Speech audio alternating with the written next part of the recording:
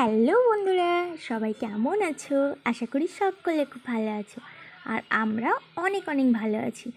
তো দীঘা যাওয়ার এটা হচ্ছে আমার লাস্ট ব্লগ। আর তোমরা অনেকেই হয়তো ভাববে দীঘা যাওয়ার ব্লগ এখনও শেষ হয়নি। এই জন্য বলছি না গো, এখনও আমার দীঘা যাওয়ার ব্লগ শেষ হয়নি। হ্যাঁ, আজকেই শেষ। তো আজকের ব্লগটা আমি শুরু করছি মোটামুটি দুপুর 11টা, সাড়ে 11টা নাগাদ। তো স্নান টান করে এখন আমরা বেরিয়ে পড়েছি ব্যাগপত্র নিয়ে, যে কোনো জায়গায় মানে উদয়পুর যাব এই উদ্দেশ্যে বেরিয়ে পড়েছি। তো তার আগে বলি, আমাদের হোটেলের প্রথমে প্রবলেম হয়ে গেছিলো অনেকটাই। তারপরে যে ওরা বলল যে চেক আউট করবে 11টার সময়। তো আমরা বলেছিলাম যে মানে আমাদের ট্রেন ছিল সন্ধ্যে 6টায়। আর হ্যাঁ, ট্রেনের গল্পটা একটু পরে বলছি। তো তার আগে বলি, সন্ধ্যে 6টায় ট্রেন ছিল, বাড়ি আসা ট্রেনটা। তো সন্ধ্যে 6টার ট্রেনের জন্য হোটেলের ম্যানেজারকে বলা হয়েছিল যে আমাদেরকে রুমটা সন্ধ্যা 5:30 কি 5টা নাগাদ রুমটা দিতে মোটামুটি 500 টাকা আরও এক্সট্রা দিয়ে যাবে, 500 থেকে 1000 টাকা। তো ওরা বলেছিল যে 2000 টাকা নেবে।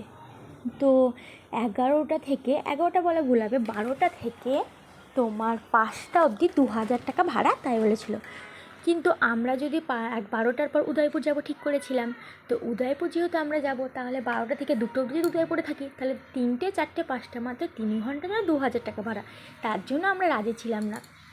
তো তার জন্য আমরা একবারে ব্যাগপত্র নিয়ে চেক আউট হয়ে গেছিলাম হোটেল থেকে। তো ব্যাগগুলো কোথায় রাখবো কিছু ভেবে পাচ্ছিলাম না। তো সেই জন্য ব্যাগগুলো হাতে করে নিয়ে বেরিয়ে পড়েছিলাম। আর প্রথমে আমরা হোটেলে কিছু খাবার দাবার খেয়ে নিলাম, মানে ভাত খেয়ে নিলাম। আর তারপরে এখন চলে আসলাম উদয়পুর বিচে।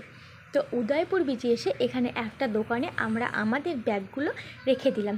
আর হ্যাঁ, ওরা রাখার জন্য 100 টাকাও নিয়েছিল, 50 টাকা না 100 টাকা যাই হোক নিয়েছিল। আর দেখো, এখন আমরা উদয়পুর চলে এসেছি। আর আমার জামাটা অনেকটাই লং ছিল, তার জন্য মানে জলে ভিজে যাচ্ছিল। আর এখানে নাকি জলটা অনেকটাই কম থাকে, মানে ঢেউটা থাকে কিন্তু অনেকটাই কম থাকে। আর আমরা দীঘাতে যে কটা দিন ছিলাম, তো একদিনও কাঁকড়া কিংবা মাছ কোনোটাই খাওয়া হয়নি। তার জন্য আমরা ঠিক করেছিলাম উদয়পুরে গিয়েই খাবো। তা সেই মতো উদয়পুরে আমরা কাঁকড়ার অর্ডারও দিয়ে দিলাম। তো ওরা 4 পিস কাঁকড়াতে নিয়েছিল 250 টাকা না 350 টাকা নিয়েছিল 4 পিস কাঁকড়াতে। আর 8 পিস চিংড়ি মাছ আলাদা করে কিনতে হয়েছিল আমাদেরকে। আর দেখো, এখানে বালির মধ্যে কত কিছুই না মানে থাকে, তাই না? তো এখানে আমি একটা জীবন্ত, এটাকে শামুক না কি বলে আমি ঠিক বুঝতে পারি না, জীবন্ত শঙ্খর মধ্যে করা ছিল। তো এটা নোট ছিল, তা সেটা আমি ক্যামেরাতে একটু তুলেছিলাম। আর হ্যাঁ, এবার ট্রেনের কথাটায় আসা যাক। তো তোমার ট্রেন ছিল আমাদের 6টায়। সেই মতো আমরা হোটেল থেকে ব্যাগপত্র নিয়ে বেরিয়েও গেছিলাম যে 6টায় ট্রেন, তাছাড়া হোটেলে 2000 টাকা ভাড়া বলছে, এরকম কিছুর জন্য আর চলে এসেছিলাম। তো তারপরে শুনছি নাকি ট্রেন হচ্ছে রাত্রি 1টায়। মানে পুরো দিনটায় আমাদের ব্যাগপত্র নিয়ে একবারে বিরক্ত হয়ে সবসময় আলাদাভাবে মানে ঘুরে বেড়াতে হয়েছিল। তো প্রচণ্ডভাবে আমরা টেনশানে পড়ে গেছিলাম যে এতক্ষণ কোথায় থাকবো করে। তো সেইভাবে টেনশান করতে করতে তোমার উদয়পুর বিচে মোটামুটি এখানে 4টে বেজে গেছিলো। তো ভালোই হলো, এদিকে 4টে বেজে গেল। তো 4টে বাজার পর আমরা এখানে তোমার ওই 1:30 নাগাদ এখানে কাঁকড়া আর মাছ নিয়ে নিয়েছিলাম। আর একটা কী জানো তো, যেটা অদ্ভুত ব্যাপার, সেটা হচ্ছে তোমরা অনেকে জানো মাহি ঝাল একদম পছন্দ করে না।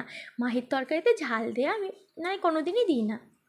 তো সেখানে মাহি এই কাঁকড়া চিংড়িগুলো যে খাচ্ছিল, সেটা দেখে আমি অবাক হয়ে গেছিলাম। আর মাহির মুখটা দেখো, পুরো দাড়ি হয়ে গেছে আইসক্রিমে। হ্যাঁ, তো যেটা বলছিলাম, তো ওই যে কাঁকড়াতে কিংবা মাছে তোমরা তো অনেকেই জানো যারা খেয়েছো, যে প্রচণ্ডভাবে ঝাল দেওয়া থাকে। তো সেখান থেকে মাহি অনেকটাই কাঁকড়া আর মাছ খেয়েছিল। আর হ্যাঁ, একটা কথা কি বলো তো, এখন আমি মাহিকে একটু একটু করে ঝাল খাওয়া শেখাচ্ছি। আর মাহি এখন অনেকটাই মানে ডেভেলপমেন্ট করতে শিখে গেছে ঝাল খাওয়ার দিকে। তো ঝাল খাওয়ার দিকে বলা এটা ভুল হবে, কারণ ঝাল হয়তো সবাই খেতে পছন্দ করে না, কিন্তু দেখো ঝাল তো একটু খেতে হবে, তাই না? একবারে যে মিষ্টি তরকারি খাবে এটা তো ঠিক না, তাই না? সব রকমই খাওয়া অভ্যাস করতে হবে। আর তারপরে এখানে দেখো, এখন আমি তোমাদের দাদাভাইয়ের সঙ্গে স্কুটি চালাচ্ছি। তো এখানে আমরা যখন বসেছিলাম তখন ওই যে অনেকে স্কুটি ঘোড়া সব কিছু মানে ভাড়া দেয় না, তো ঘোড়াতে 200 মিটার দিয়েছিল। মাহি আর মাহির পাপা ঘোড়াতে চেপেছিল। তো 200 মিটার দিয়ে ওরা 300 টাকা না ক টাকা বেশ নিয়েছিল, আমার ঠিক মনে নেই।